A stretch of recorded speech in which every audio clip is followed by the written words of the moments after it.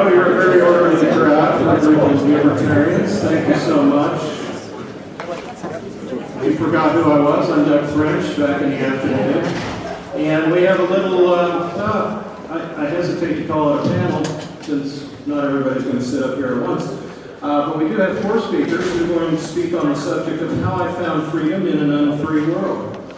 And our first speaker is a gentleman by the name of Winston Lambert. And if he could tell us a little bit about who he is in a hurry, because I'm a slave to the clock, so I will be having you on the clock.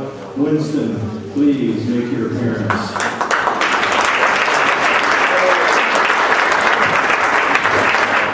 Quick introduction to who I am. I'm a guy who's had first-hand personal experience with the IRS. And that's what I'm here to share with you. I have 2 things. One, there is something that's so unbelievable that the first 20 times that I dealt with the IRS on it, I could not believe it. So how do I explain to you something that I couldn't believe and still don't believe after 20 experiences? I've got some handouts. I'm going to be giving you my wife's tax return. Secondly, I have got a PhD in the School of Hard Knocks. How many have seen the movie Men in Black with Will Smith and Tommy Lee Jones? Raise your hands high. You remember the scene at the very end when Tommy Lee was confronted with a 1,000 or 100-foot cockroach, and he stomped his feet and said, "Eat me! Eat me! Eat me!" And the cockroach wouldn't eat him. So Will Smith started stomping little cockroaches, and then the cockroach, this 1,000-foot cockroach, ate Tommy Lee Jones, and he disappeared inside this big cockroach. That was me. I went into the bowels of the IRS, 4-year audit, and I don't know how they rank their audits, but let's call it DEFCON 5. I redid all my records. I had a tax attorney who worked me to death. I hired a crew that would work 24/7 for 6 months. And that's what we'll get into in a second. The first part is the one you can't believe.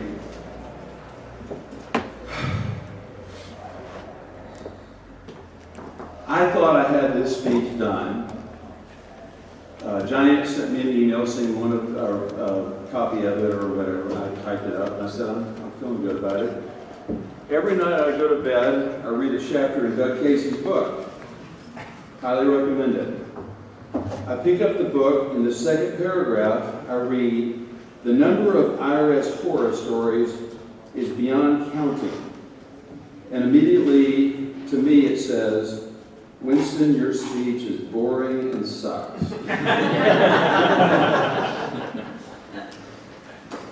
And I immediately got dyslexia. I could not continue to read. I tried and I tried and I couldn't read, and I just said, okay, so I turned the light off. It was 2:30 in the morning. I'm trying to go to sleep, and my mind's saying, okay, but nobody knows. It's important. Millions of people are affected. I still got to tell the story. But I kept hearing Doug say, boring. So at 3 in the morning, I bite into the Ambien. And I made the decision, Doug's right. Doug's always right. I had to give up the speech. So Ambien takes about 7 hours, so I'm pretty drugged up on the airplane. And I blame it on Ambien. Was Doug here? He's up in the lobby. I blame it on the Ambien. I had this idea, what would Doug do? Well, I decided that Doug would do what Doug does. He says, I'm not an investor, I'm a speculator. And I speculate on government stupidity. The government makes do-gooder laws, and they create unintended consequences. So, the do-gooder politicians have created a law to help the poor by giving them tax credits. The unintended consequence of which is this created the greatest opportunity for crime since Prohibition.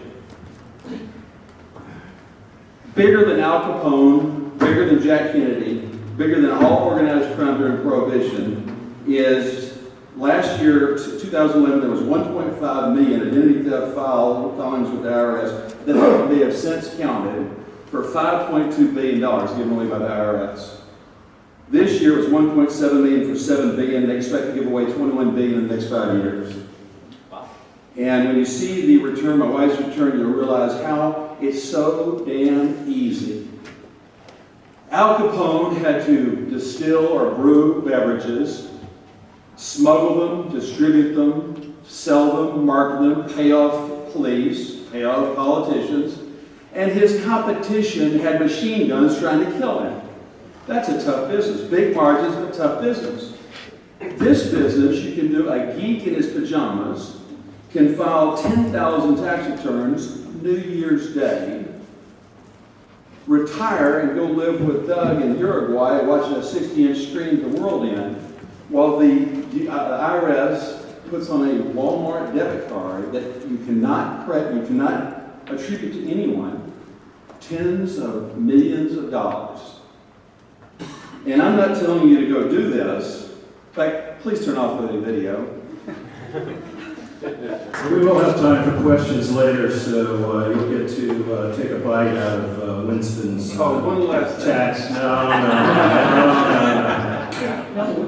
You'll have time. This is later. important. I'm sure it People is. think that who could be a bigger jerk than giving out his IRS tax returns for his wife? The only thing on this return that has anything to do with my wife is her last name. Not even the first name? What? Not even the first name? I wiped it out. Okay. All right. Big hand from Winston.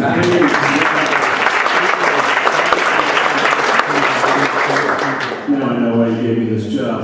All right. Lily Vallis, is she in the house? Yes, and she wants to follow that act. We'll hear about her, how she found freedom in Unfree World. Make sure you stop by the table. She has books for you to read. It looks like some CDs to listen to. Take it away. Thanks. When I first was introduced to the topic, my first response was, how can you find something in a world that doesn't have it? But then, thinking about it, even in prison, you can find some freedom.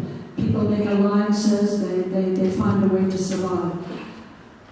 And I'm defining freedom for this particular presentation as choice, having options. And just a little bit of my background. I was born in Lithuania. My country was invaded by people who forced their way on us. I worked in the US in major cities. I traveled through the inner cities, giving government money to people in poverty, helping, and then I went into mental health, help people with anxiety, panic attacks. So my sympathies were with everybody who was distressed, down and out, didn't have money. But then I learned a major thing, and that is that good motives are not enough. If you don't look at the consequences of your intervention, of what it is you do to help others, you are not really there for the sake of helping. You're there for other reasons. So basic principles that I learned: ignorance limits freedom. It's good to be aware of what you don't know. For example, if you're a doctor, don't force a particular treatment of people when you don't really know the long-term consequences. And there was an expose in the local press about blood transfusions. The doctors who forced this method on, say, people like Jehovah's Witnesses, who, because of their religion, because of their philosophy, did not want blood transfusions. And the current studies have found that the people who were not transfused, the Jehovah's Witnesses, did much better in healing than the people who were transfused. That doctors often give you too much blood, your body swells up, rejects it, you die, you spend time in the intensive care unit, and that the people who were left alone actually healed faster, better, die less frequently, considering even crashes. So just to be aware if you don't know. I think if you're aware how much you don't know about life and the consequences of your actions, you are less likely to force your weight on others. The other thing is that knowledge expands your freedom, so you're constantly learning. And I think that I had to throw out when I went into the world and I was doing my work, I had to throw out a lot of things that I was taught at universities, and that the ultimate teacher I found is life. The consequences of what it is you're doing. It doesn't matter how wonderful it sounds, the theory, the ideology. If you're causing suffering, if you're taking away freedom from people, you are not doing good. It is not working. So I have found that experience trumps theories. And a vivid lesson was when I was visiting Lithuania. And I read about a physician who prescribed this particular medication to people who had a specific illness. And the pill was very large, and the patients had difficulty swallowing, and those who did manage to swallow it were sick, they felt sick. The people who listened to authority, who forced the pill down, didn't matter what the consequence was, they all died. Because the pills were actually given to the doctor by mistake. They were vet pills meant for horses. And the people who questioned authority, who looked at the consequences, said, I don't like this. This is much too big. It's making me sick. They threw out the pills. They all survived. I think there's a lesson in that. And I think the heart of freedom is a sense of responsibility for what it is you do, for your own life, and if you intervene in others, for the consequences of your intervention. The one thing that I learned, particularly working in mental health, was if you don't control yourself, others will. If you steal, cheat, kill, lie to get what it is you want out of life, other people will hunt you down, they'll drag you into submission, they'll put you in prison, they will fight back. So, I think it was one of the speakers mentioned the consequences of that case. You can do what you want, but be prepared to accept the consequences. And I think a major modern version of change comes from the mental health professional. And it is the belief presented as scientific fact that, and pushed by doctors and lawyers now, that you're influenced by genetics, not just influenced, that you're determined by genetics, by what happened in childhood, or you were beaten as a child, and it's okay to beat as an adult because you poor thing. Instead of learning how horrible it felt to be beaten, you are beating somebody else, scapegoating somebody else. You're not guilty. You're exonerated from it. We have a whole industry that excuses people from their acts of violence and criminality. You stole a $64,000 ring to give to your lover.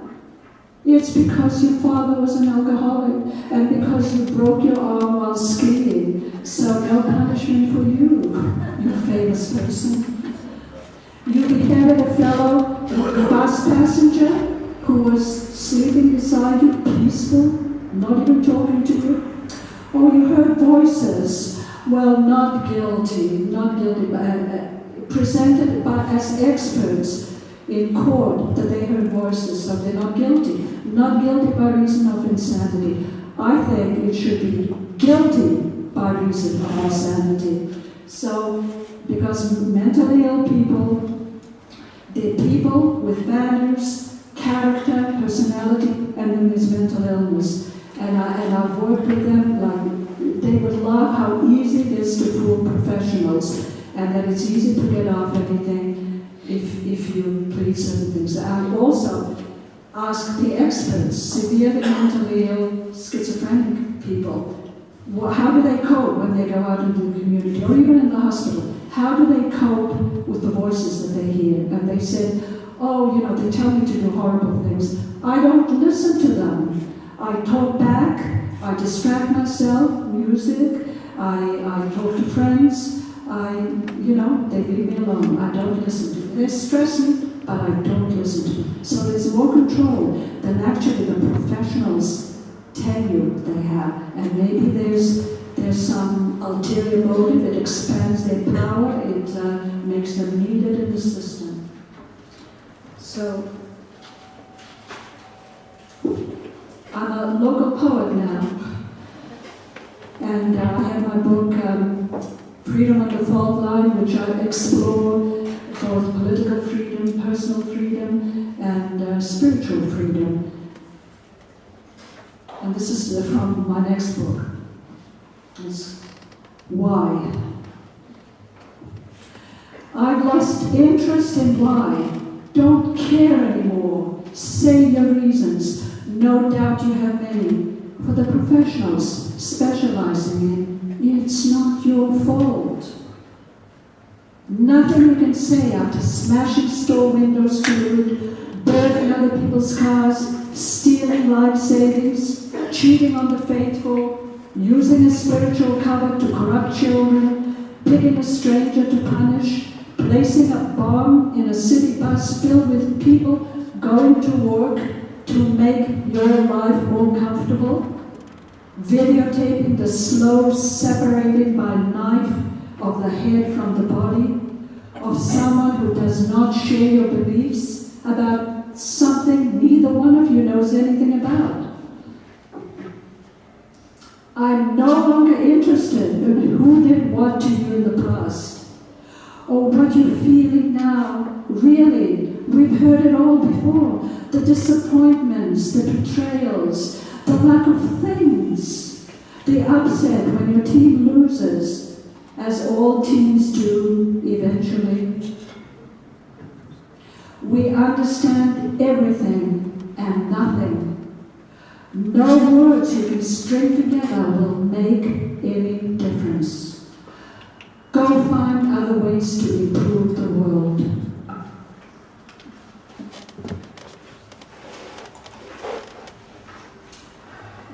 And just to give an indication of why we're often, even very nice, ethical people are conflicted. They want freedom, and then they want to be taken care of. They want safety at the expense of many important things.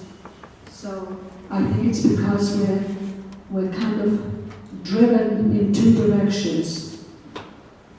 Before I go there, I have an Angel's Dictionary, and it's a tribute to Ambrose Bierce's The Devil's Dictionary. It's a leader is someone who wants you to, is someone who doesn't know where he's going, but he wants you to follow him. And an expert is someone who pretends to know more than he does in order to be paid more than he deserves. So that's what experience has taught me. And just another quote, that it's very difficult to maintain freedom if you don't have basic ethical values. And that's Benjamin Franklin.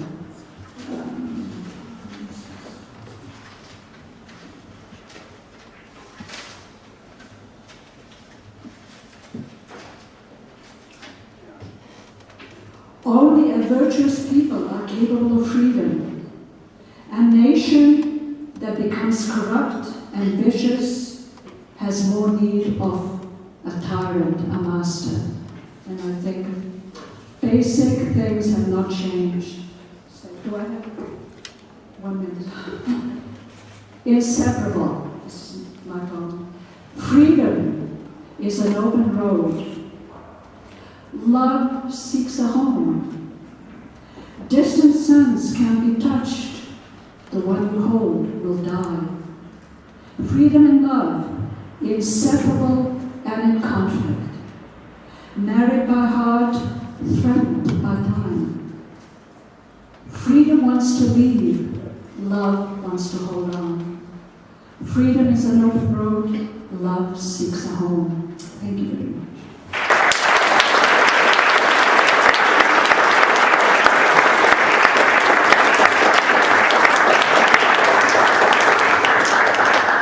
Thank you, Lilith. Up next, Mr. Phil Johnston is going to tell us how he found freedom in an unfree world. Phil.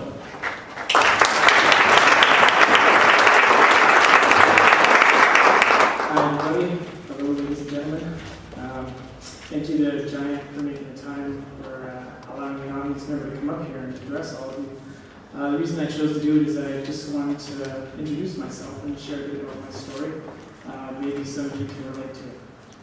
So, and I'll be talking about where I came from, how I learned about freedom and liberty, and what my freedom is like right now. So, I'm originally from Winnipeg, and I was raised in a working class family. My dad basically worked for the city his entire life, and he retired a few years ago. I went through the entire public school system. I attended university afterwards for a couple of years, studied liberal arts. After 2 years of that, I realized that I could just learn at the library. So I dropped out of that pretty quickly. The one thing I did get out of university was an appreciation for philosophy. Afterwards, when I was just working part-time jobs, warehouse, full-time jobs, just trying to figure out what I wanted to do, I would ask myself, what's more important than philosophy? And I didn't have an answer. So it always held an interest for me. And I would pick up like a beginner's book every now and then. And usually it just seemed too hard, but I kept with it. So eventually I studied design and I started a career in animation video production that goes on today. But in 2007, I started to deal with a lot of procrastination. And I think part of it was that I reached an apex for myself. I really never had a sense of what I wanted. I had a job, I was supporting myself. I wasn't sure what I wanted next, so I had this job and I was having a hard time applying myself. So I did what you could do at that time. You could look it up on YouTube for advice. And what I found was a video by Stefan Molyneux on procrastination. And he was my gateway into all of this. He's why I'm here right now, why I even care about liberty, or why I consider or question what freedom is. So it just really went on from there. And I think just to refer to something Dr. Edelstein said about level 1 and level 2, I've been sort of thinking about that in my case. I got the theory pretty quickly. I think I might have been an anarchist within, a couple of weeks of listening to Stefan Molyneux. It really wasn't it was a no-brainer. But actually applying it to my life, and kind of like Dr. Edelstein referred to applying what we learned to being the level 2, that took quite a while. That took a while. So maybe one thing I can say about, because I feel that, how free we feel has a little something to do with how free we are. And I remember in 2007, I think there had been an election recently before I found Stefan's work. And boy, I was just rocked with guilt on election day, because I would just feel, well, I haven't done the research, I don't know who to vote for, I want to be a good citizen, I want to make a good choice for my nation. And boy, after finding his work, I don't worry about that at all. It's like, I don't care. I really don't give a damn. I make a real point of, kicking up my feet on election day and watching everyone else give a damn about it, because, a lot of people do. So that's one piece, and I've just haggled together some notes here, so I'll just keep looking at it. I would say, the next piece that helped me was the book Economics in One Lesson. That really stood out for me. I remember reading that. I had recently moved to Vancouver. I made some poor financial decisions and didn't have much money. So, and I was reading his book at that time, and I'd enjoyed some pretty good jobs up to that point. But moving to Vancouver, I didn't have a connection, so I was having to look at maybe getting a job at a gas station. That was sort of being presented to me. That was an opportunity, and it really was giving me. It was almost like affecting my pride. It's like I can't believe I'm going to have to do this. But when I was reading his book, I really got this idea of just exchanging value, and something in me clicked, and I could take an entry-level position or a job. My pride didn't have anything to do with that. I had nothing to do with that position. I was simply exchanging my services for some money. So reading that book helped me. It helped me in that way. I just do what I had to do.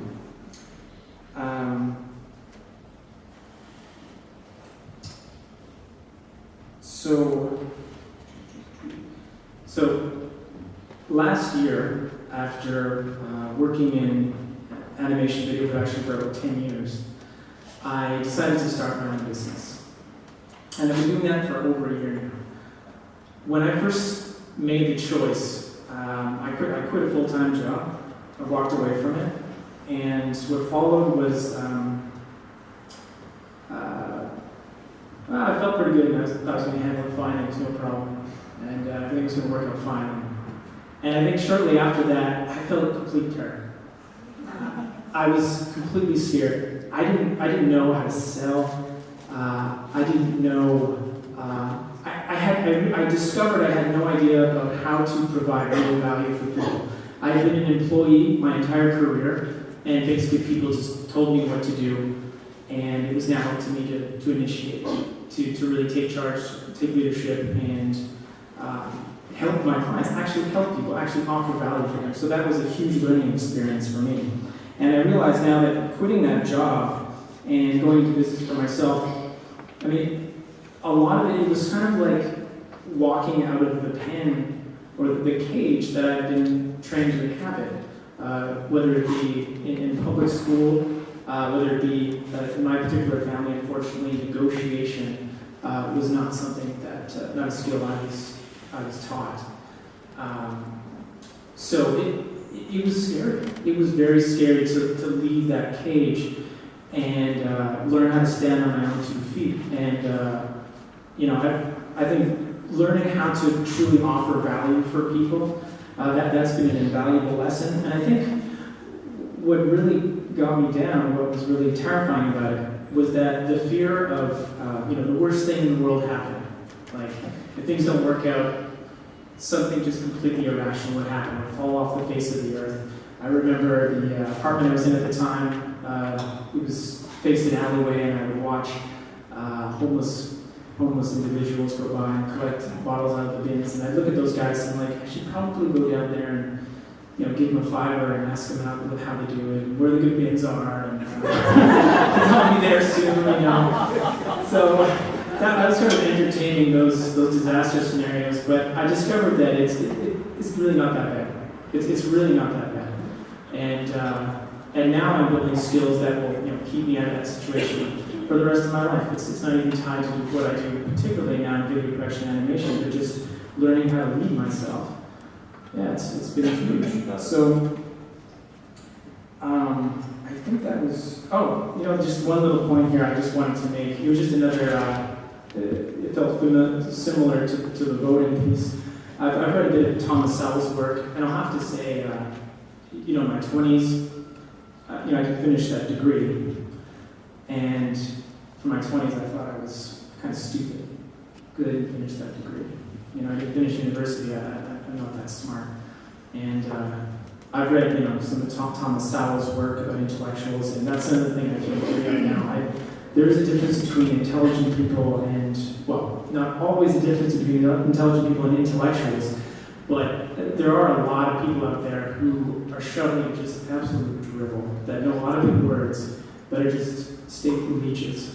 And I don't worry too much about feeling stupid anymore.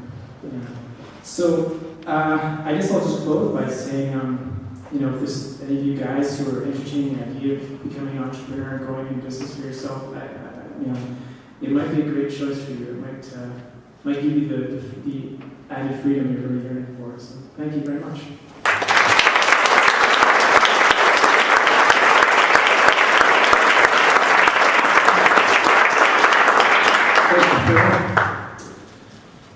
Next up, we have Paul. Unfortunately, his last name, growing up in Kansas, I've never seen anything quite like this.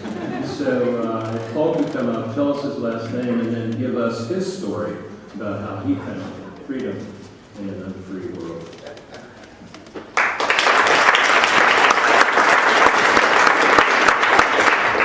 So it's Chesney. Got it? Right. It sounds easy. It's harder than it. It looks more difficult. Yeah. Can you spell it? It's got a couple S, Z's. It sounds. So I had something important to say about 5 seconds ago. But I think I'm kind of one of these genetic libertarians that Doug talked about. I never really appreciated authority. And I got a taste of this really young. I was in Sunday school and kept being told I have to behave, I have to do things a certain way. And so the question was why? Why do I have to behave this way? And the answer then was because God is watching and something may happen to you. And he's everywhere and in your thoughts. And so I started to visualize this, and started to see this everywhere. And this kind of desensitized me then to peer pressure or how people thought of me. And so I kind of became very fearful of all of my thoughts and all of my, basically all of my actions. And at some point I just used this fear and it caused me to, out of frustration, release it all. And so I recall one instance we were in midnight mass, I think, and you know, I was just uncomfortable. I went to the front of the church and I was misbehaving. I was crawling all over the podiums and doing some inappropriate things that you really shouldn't do in a church setting. And after this, my family was so embarrassed that we never went back again. And what this kind of taught me was fear really gives me a good indicator of where my own limits are. So this cropped up again and again in school where teachers would make you behave, sometimes physically, other times it would be emotional or psychological fear. And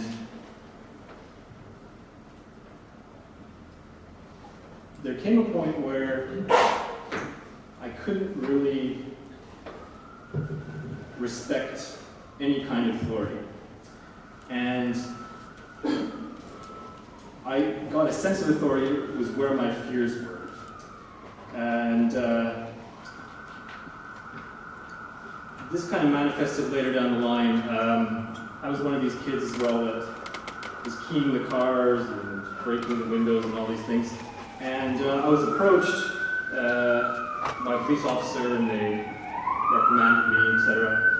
And they threatened me, but she said, she pulled over the second file. She says, we understand you know so-and-so, so we'd like you to speak to this case. And so I understand I would be let go of the first case if I spoke about the second case. Essentially, I was being blackmailed. And I was still really fearful of police and the sort of aura of authority that they had. And I struggled with this, and you know, all these proceedings came. And for me, I realized I didn't. What was the reason for me to be afraid of the police? They would put me away, or. And so, at the court case, I believe it was some kind of a marijuana prosecution. My friend, or he was my classmate, And he was dealing drugs in the school, and they wanted me to talk about what I had seen. And I basically pleaded that I didn't know, or I couldn't remember. There was nothing that really jogged my memory. And by the end of the case, which was true because I never saw him, I just kind of had to interpret, I never saw him actually move drugs. But at the end of the case, the judge looked around and let the person go, said not guilty, and I have absolutely no idea why Mr. Paul Chesney was here today. And kind of gave the police officer this really stern look, and I could see the fear on her face and where her authority came from. And this feeling of liberation, of kind of getting past these fears, continued to feed itself. And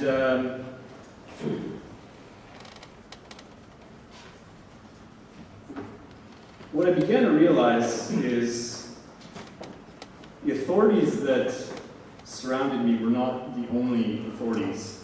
A lot of the authority actually came from me. So my fears and my hesitations were things that I imposed on myself.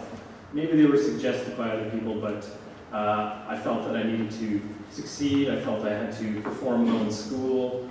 All of these things were self-imposed authorities, things that I thought I needed to be. And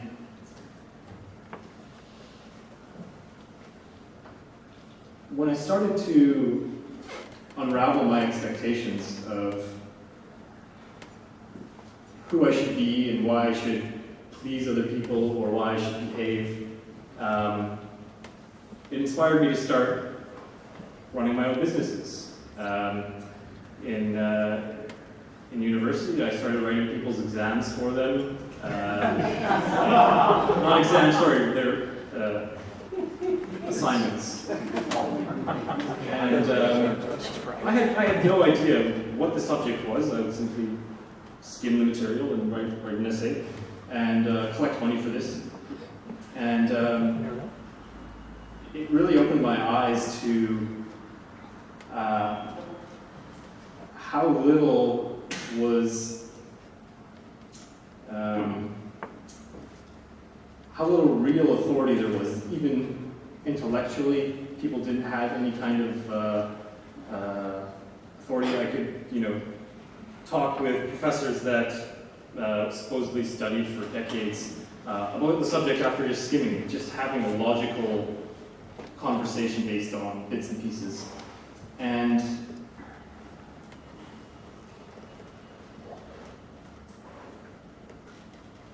it occurred to me that there's no real authority of any kind, neither my own intuitions. Everything is sort of just, I feel a lot like, I've watched Doug Casey give a few talks in the past, and I've tried to, if anybody can help me, if somebody can explain to me what Doug's belief system is. I don't think there is one, and I really think that all of our belief systems are really things that hamper our own freedom.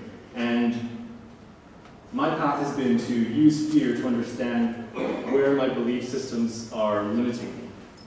And most recently, this has taken the form of, like Phil, starting my own business.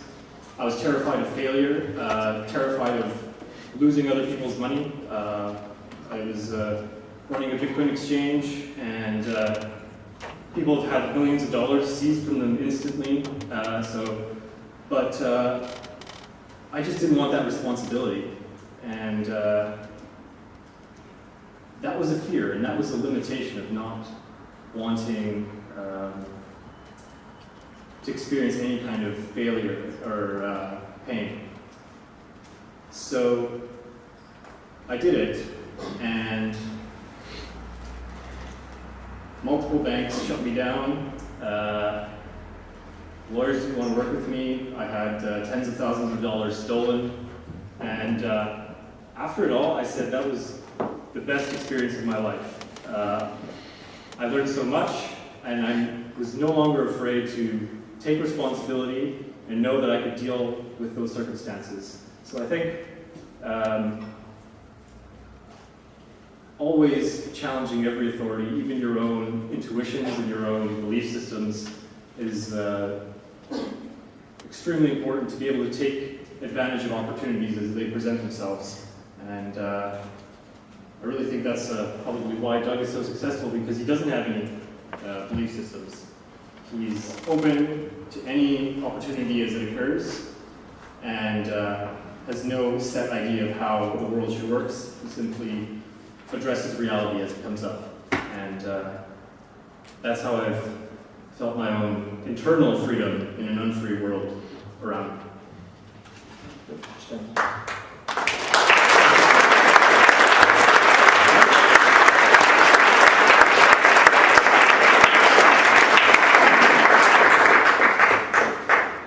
Thank you, Paul. We do have time for a few questions. You can address them to anyone who's come up here and spoken. I actually had one for Paul. Where'd he go? Is he still? Oh, yeah. Yeah, what was it you did in church that you were so comfortable about? I think that would really jumpstart this program. What's that? Can we turn off the camera? Sure. It'll be off when I remove my hat. Turn off the camera, can come back on. Yes, sir. You probably want a question for yourself.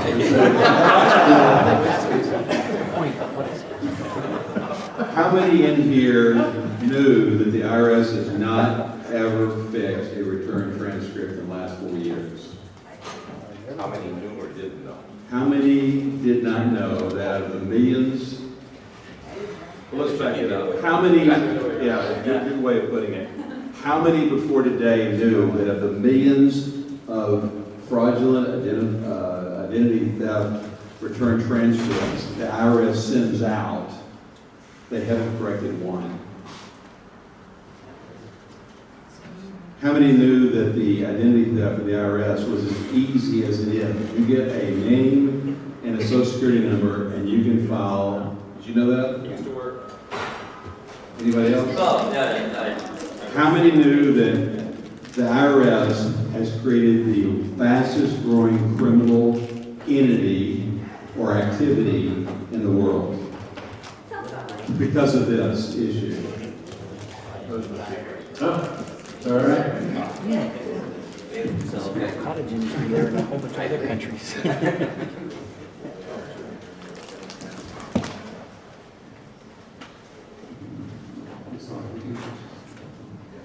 We didn't get Winston's tax return over here, and I was just wondering if you had your wife's social security number on No, it's not. it? It's not on No, it's not on it. Is your wife's social security number on the tax return? Well, Nothing is right on there except for the last week. Oh, sure, of course.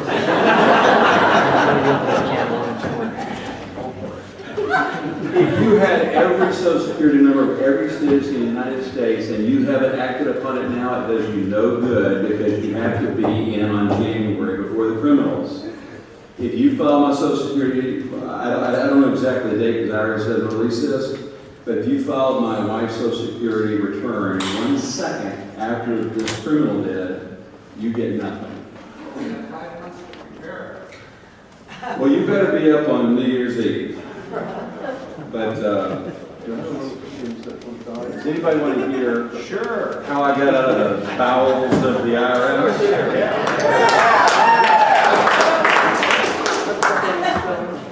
I had a kick-ass, and I use that word literally,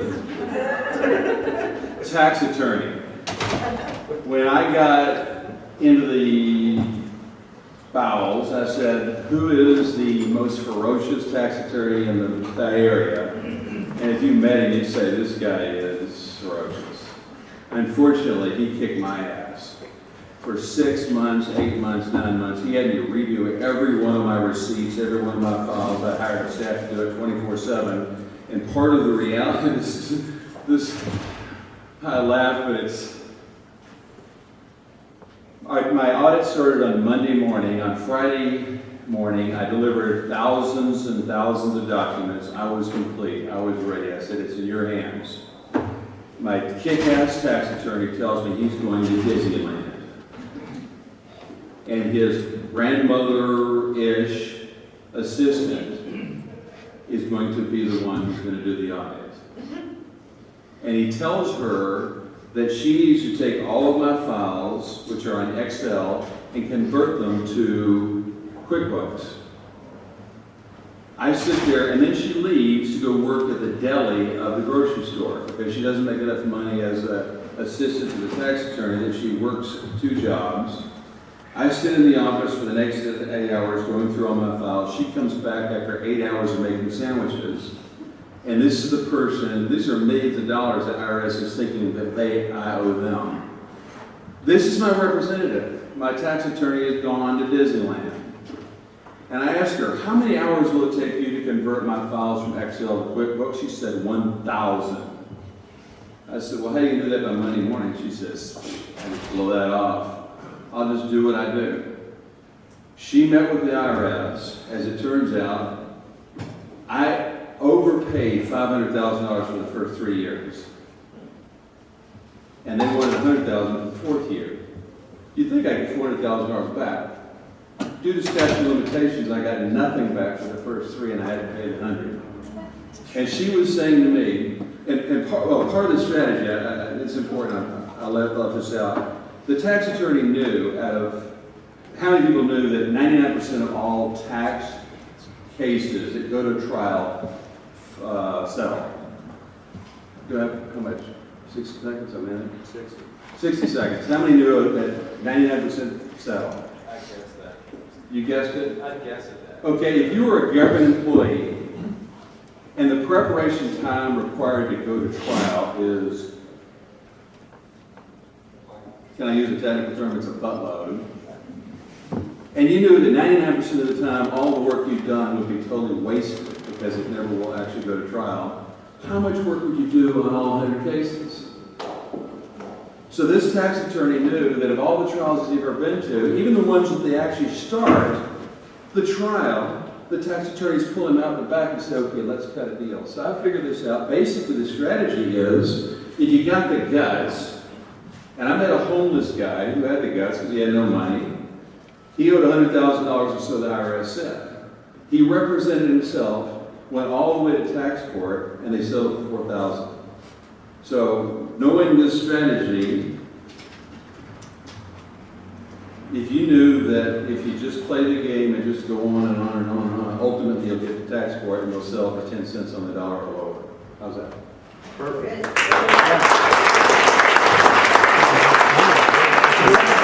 That's what I want to care about, because I want the IRS identifying and teaching others that. You bet. And I would assume you're available for further questioning out front during the break. Is that correct? Absolutely. Any other questions about our finding freedom in an unfree world? Anybody else? Any other questions? No?